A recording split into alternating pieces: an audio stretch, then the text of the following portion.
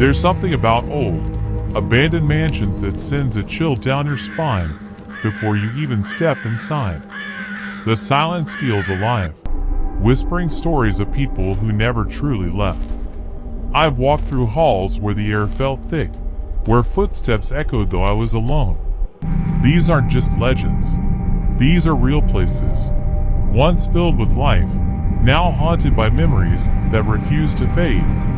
Tonight, we uncover 5 of upstate New York's most haunted mansions, each holding secrets the living were never meant to know. Are you ready to step inside and face the past? If you love exploring real haunted places and true horror stories, make sure to subscribe, because the next story might just keep you up tonight. 1. Beardsley Castle, Little Falls, Herkimer County. I still remember the night I first drove up to Beardsley Castle. The road was quiet, the fog thick, and the tall stone walls of the mansion appeared like a ghost frozen in time. Built in the 1800s by Augustus Beardsley, the castle had burned down twice, yet it still stood proudly, hiding something that refused to die. As I stepped inside, the air changed. It wasn't just cold, it felt heavy, like someone was watching me from the shadows. The walls were damp. The faint smell of smoke still clung to the old stones. I switched on my flashlight and it flickered, as if the castle didn't want me there. While exploring the main hall, I noticed the staircase where, according to locals, a soldier's ghost was often seen standing. I laughed nervously and whispered, "If you're here, I mean no harm." A moment later, I heard a creak, slow, deliberate, as if someone took a step behind me. I froze. My heartbeat felt louder than the silence itself. When I turned around, the hall was empty, yet I could swear I saw a faint shadow move across the wall. That was my first spike of fear. Upstairs, I found a broken mirror in one of the rooms. As I lifted my camera, the air turned icy cold, and I saw my breath, inside a room with no windows open. Suddenly, a whisper echoed right beside my ear, a woman's voice, soft but trembling, saying, "Leave it the way it was." I dropped my camera. The voice vanished. The mirror cracked a little more, as if it responded to her words. Locals say the lady of the castle still roams there, mourning the fire that took her family. Some visitors claim to feel her touch. Others hear footsteps on the upper floor long after midnight. Before I left, I turned to take one last look at the castle. A light flickered near the top window. Just one small glowing spot, though the entire building had no power connection. It stayed there for a few seconds, then slowly faded. Driving back that night, I didn't play any music. My hands were cold, my mind spinning. I couldn't stop thinking about that whisper. It wasn't angry, just sorrowful. And somehow, I felt like Beardsley Castle wasn't just haunted by ghosts. It was haunted by memories that refused to fade. 2. Bannerman Castle, Polypel Island, Hudson River. I still remember the chill of that evening when our small boat drifted toward Polypel Island. The fog over the Hudson River was so thick it felt alive. In the distance, the broken towers of Bannerman Castle rose, like the ribs of a giant skeleton. I had read stories about this place, built by Francis Bannerman in 1901 to store old military weapons. But I wasn't ready for what I felt that night. As we reached the shore, the silence was unsettling. No birds, no wind, just the slow splash of water against the rocks. I stepped onto the island and felt a strange pull, like someone was silently watching from the windows of that ruined castle. My flashlight beam moved across the cracked walls, where vines had swallowed half the building. The castle looked half dead, half alive. Inside, the air was cold and damp. My shoes echoed against the stone floor. I found a rusted sign that read, "Keep out, danger of collapse." But curiosity is stronger than fear, right?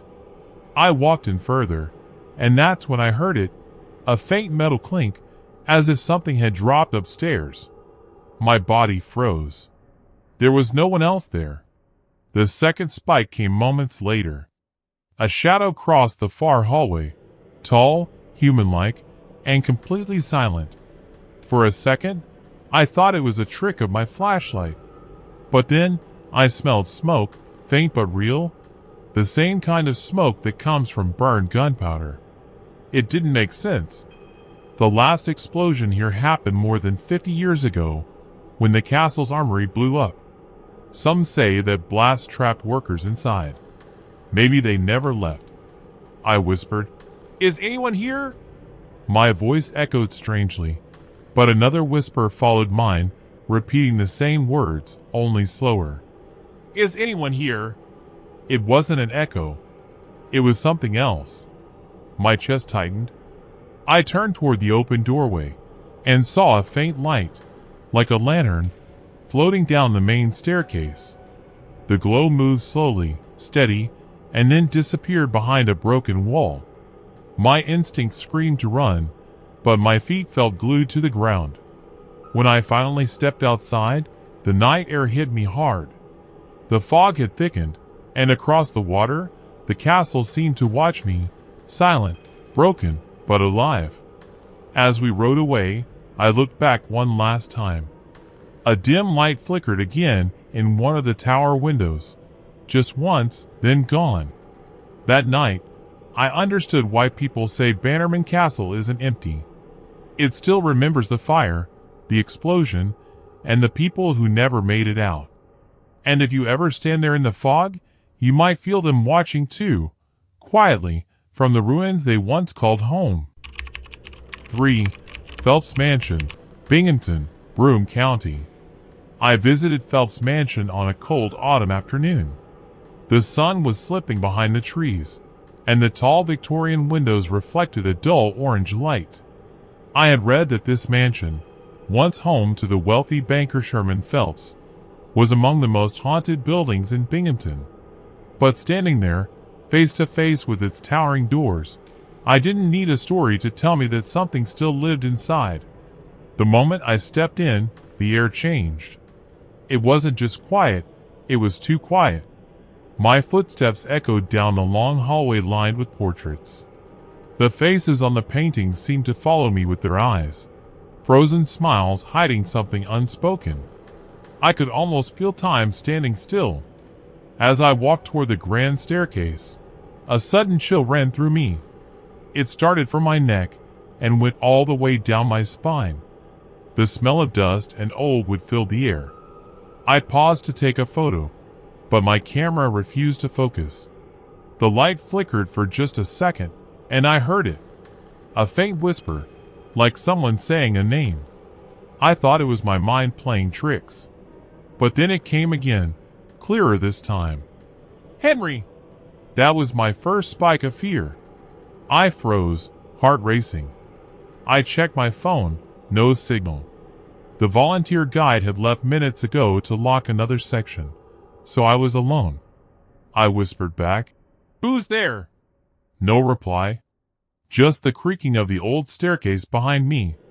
I turned slowly, and there, for a brief moment, I saw a shadow, tall, human-shaped, standing on the landing above. It didn't move. It didn't make a sound. Then it was gone. I took the courage to go upstairs. The second floor felt colder, as if the temperature had dropped 10 degrees. I walked into what used to be Mr. Phelps' study. The smell of cigar smoke filled the air, sharp and fresh, even though no one had smoked there for decades. The air was heavy, thick with silence. Then, suddenly, the desk drawer opened on its own. Inside was an old photograph, a family portrait, faded with age. As I looked at it, a cold breeze brushed my ear, and a man's voice whispered, "He never left." That was the second spike. I didn't scream. I just backed away slowly and left the study. My legs felt heavy as I walked down the same staircase. But before stepping out, I turned back one last time. In the tall mirror near the entrance, for a split second, I saw a reflection. A man in an old black coat standing right behind me. When I looked again, there was no one. As I left the mansion, the church bells nearby began to ring. The sound echoed through the empty streets, almost like a warning. That night, I couldn't sleep. The whisper still played in my head, calm but real. And I knew, whatever haunts Phelps Mansion isn't just a ghost story. It's a memory, one that refuses to fade. 4. Hyde Hall, Cooperstown, Otsego County. I visited Hyde Hall on a quiet evening in late September. The mansion sat high above Otsego Lake, wrapped in silence and mist. Built by George Clark in the early 1800s, it looked more like a monument than a home, but the moment I stepped out of my car, I could feel it, that strange weight in the air. The kind that tells you you're not alone. Inside, the old wooden floors groaned under my steps. The air smelled faintly of candle wax and age. I had come here to capture some historical photos, but the longer I stayed, the more it felt like the house was studying me. Every corner, every shadow, seemed to breathe quietly, as if holding on to secrets from another time. The guide had mentioned stories, the ghost of George Clark himself, and the spirit of his wife, who died heartbroken within these walls. I tried to shrug it off as myth. But myths don't make you feel a hand brush your shoulder when no one's there. That was my first spike of fear. I stood still, barely breathing. The room was empty, but the scent of perfume, something floral and faintly sweet, drifted through the air. The kind of scent you'd expect from an old aristocratic lady. My skin prickled. I turned toward the staircase, and for just a second, I saw her, a faint shape in white, gliding past the landing. Then she was gone. I went up the stairs, my legs trembling. The second floor was dimly lit, filled with antique furniture and tall mirrors that reflected just enough to make you doubt your eyes. One room, the drawing room, had a piano covered in dust. Out of curiosity, I touched one key, and I swear, it echoed longer than it should have. Then, from behind me, a soft note followed. Another key had pressed itself down, slowly, gently, as if an invisible hand had joined me. That was the second spike. I froze, heart hammering, and whispered, "I mean no harm." A moment later, the air turned icy cold. A curtain lifted even though the windows were shut tight. Then, faintly, I heard a woman's voice, soft, broken, almost like a sigh. "He never came back." The sadness in her tone felt real, not like a ghost story, but like grief still lingering after centuries. As I left the room, I noticed one of the old portraits on the wall, a painting of George Clark himself. I hadn't noticed it before, but now it looked different. His eyes, once calm, seemed to follow me down the hall. When I finally stepped outside, the sun had dipped below the horizon. Hyde Hall stood quietly against the lake, glowing orange in the dying light.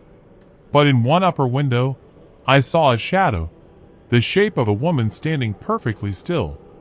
Maybe she was waiting for someone. Maybe she still is. 5.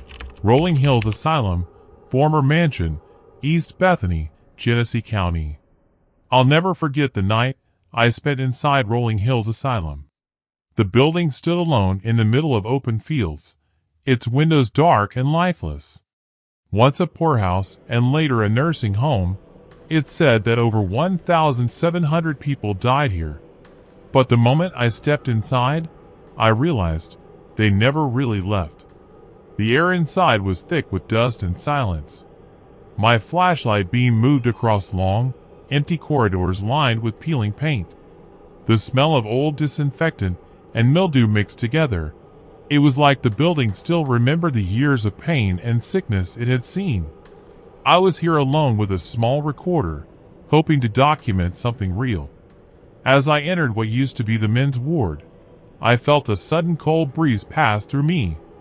There were no open windows, no doors moving, just that sharp chill that makes your skin tighten. I whispered, "If anyone's here, I'm not here to harm you."